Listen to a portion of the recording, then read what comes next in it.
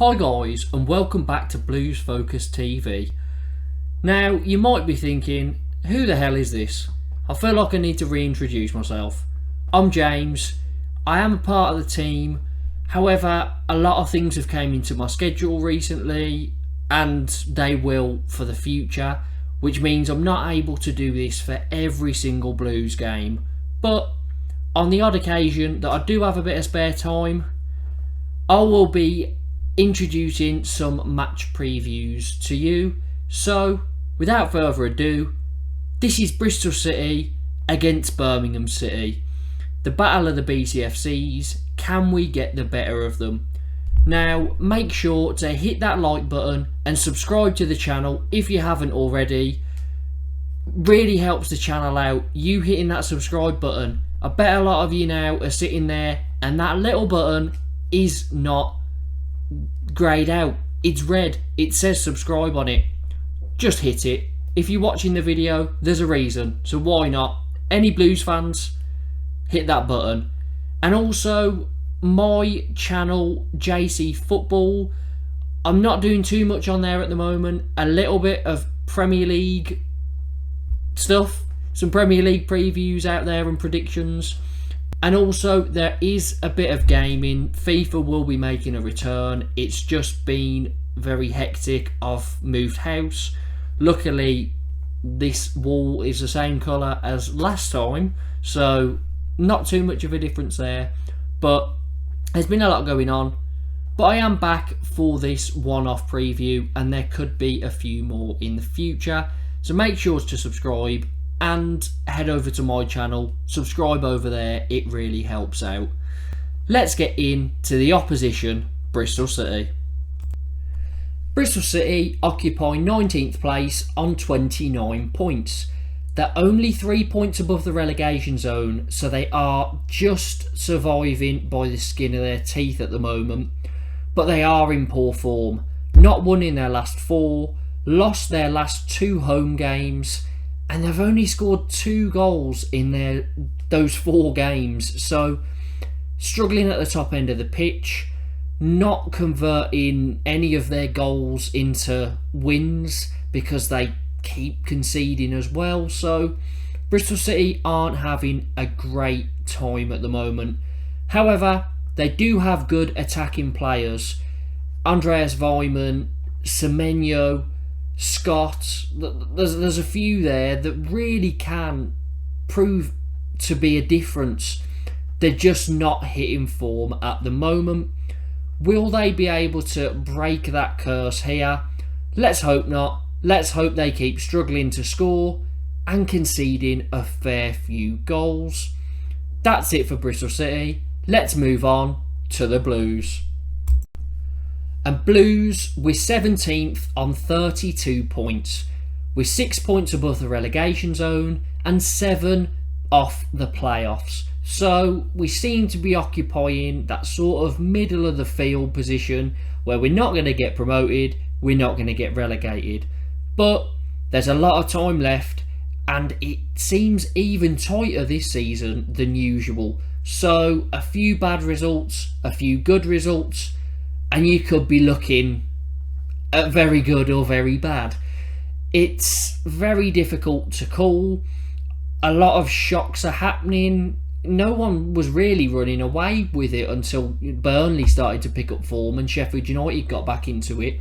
But other than those two, I think the 4 playoff spots could be distributed between about 12 sides.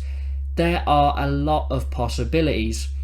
Now, our form hasn't been great since the World Cup, but we've lost our last 3 games. Not good enough. We lost our last away game, 3-0 against Burnley.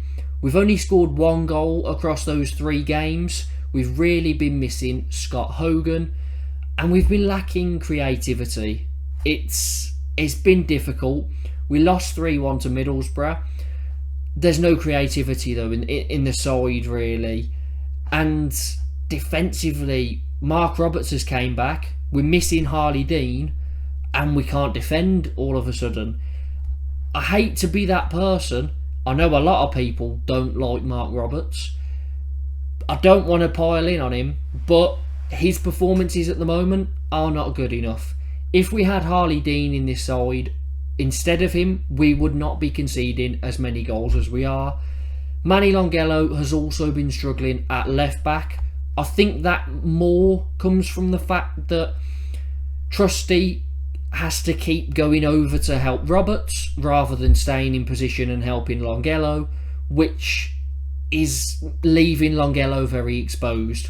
I think if you had Dean in there instead of Roberts, then Trusty wouldn't have to go and hold his hand, and Longello would be in a better position for it.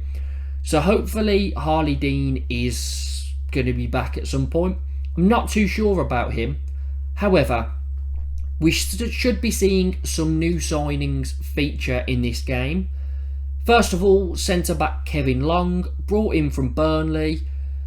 Don't know too much about him because he doesn't ever seem to play for them, but a lot of Burnley fans have said that he is there, and whenever he's called upon, he doesn't really put a foot wrong, which is music to my ears, really, a centre-back not putting a foot wrong, because we haven't had someone like that permanently for a very long time.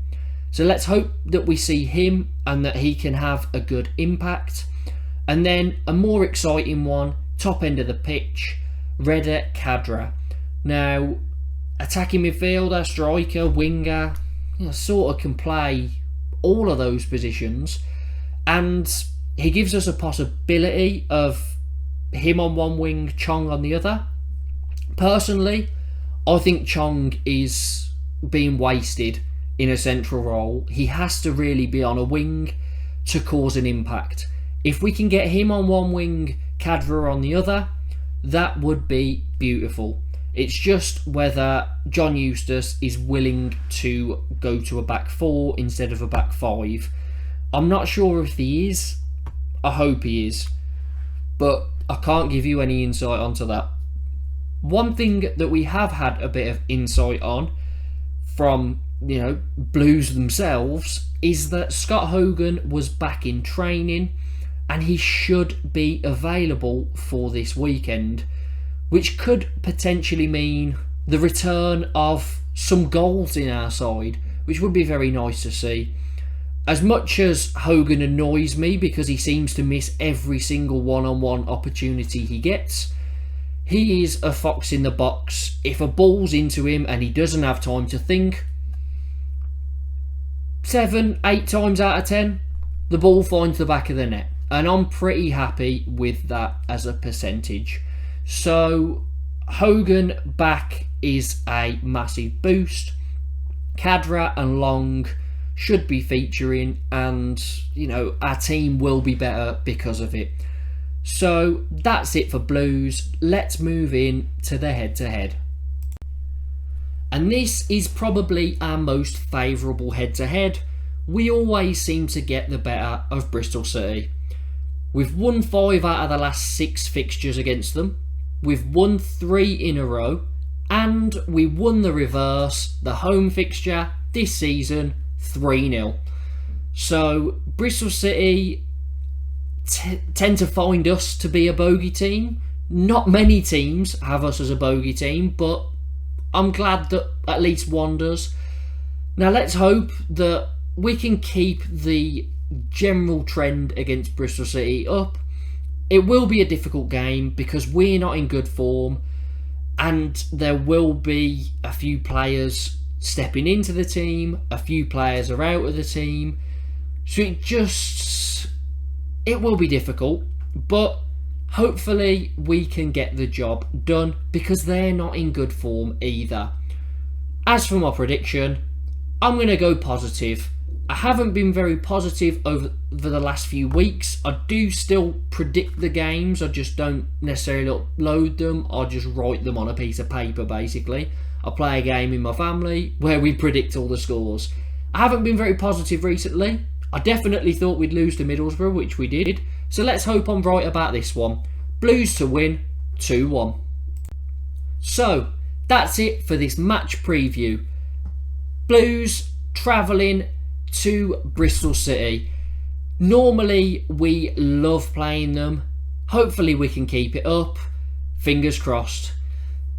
Make sure to hit that like button. Let's try and get to 15 likes on this video for the return of myself.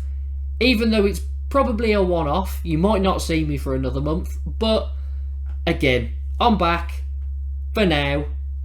That deserves 15 likes. I feel like I'm being a bit harsh on myself. Maybe it deserves 20 likes. I should value myself more highly. 20 likes it is. And make sure to subscribe to the channel as well. Head over to my channel, subscribe over there if you can. I made a goal. It was to hit 1,000 subscribers before the end of the season. Things have got in the way, and there's been, I haven't been able to keep up my schedule. Also, I think it was a very unrealistic expectation. I was hoping that I could really push on a bit better, but that's down to me maybe not being as engaging as I could have to my audience. If you want to subscribe over there, that would mean the world. I would like to sort of change my expectations. 250 subscribers by the end of the season on my channel, JC Football, I think is achievable. So if you'd like to help out, I'd really appreciate it. Let's hope that Blues can get 3 points, we can get back to winning ways, and our new signings can have a positive impact. Up the Blues.